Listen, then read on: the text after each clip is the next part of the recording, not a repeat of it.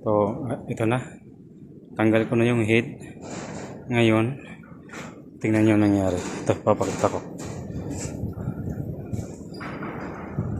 Ayan. Ayan yung head.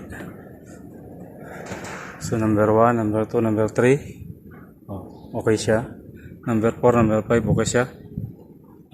Number 5 saka number 6. Yung number 4, oh. Yan.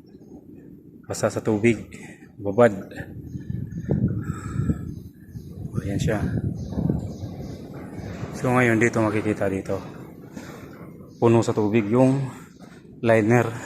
Yung piston number 4. Ayan. So ayan. Puno sa tubig. So ito number 5, 6. Yung ito 1, 2, 3, 4. Ayan, puno sa tubig. 5, 6. Ito ang may dito nagkaroon ng diferensya sa number 4. So ayan, kitang kita.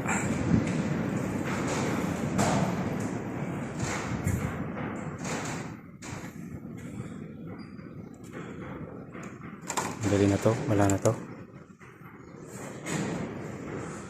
So piston number 4 ang may problema dito sa ano na to, sa makina to.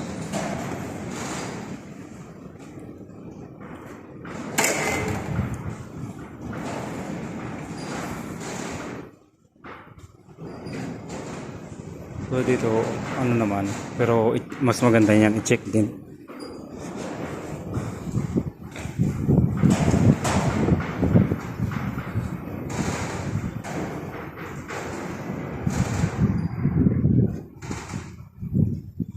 So yan, kitang-kita na yung katotohanan kung bakit hindi umiikot yung ano, yung crankshaft.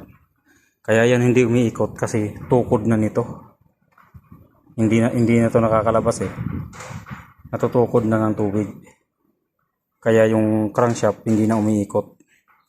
Pag compress nito, may stuck na siya sa ganyan diyan. Hindi na didiretsong ikot.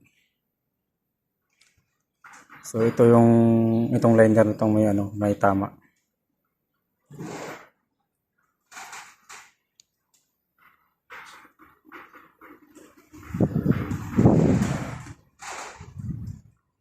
Ilalagyan pa to ng hindi magandang tubig to. Putik.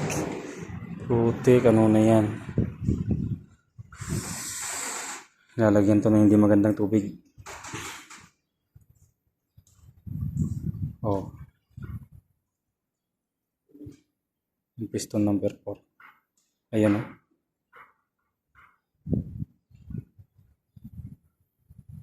Yung exhaust niya may ano.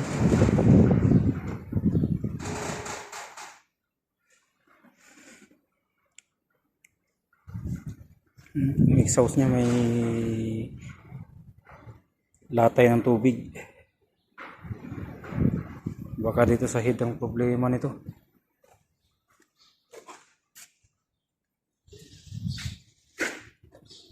Hindi makita yung dito sa intake. So ayan na mga lods. Salamat sa panonood. Ingat kayo lagi. God bless. Babaklasin ko yan lahat. Piston, liner.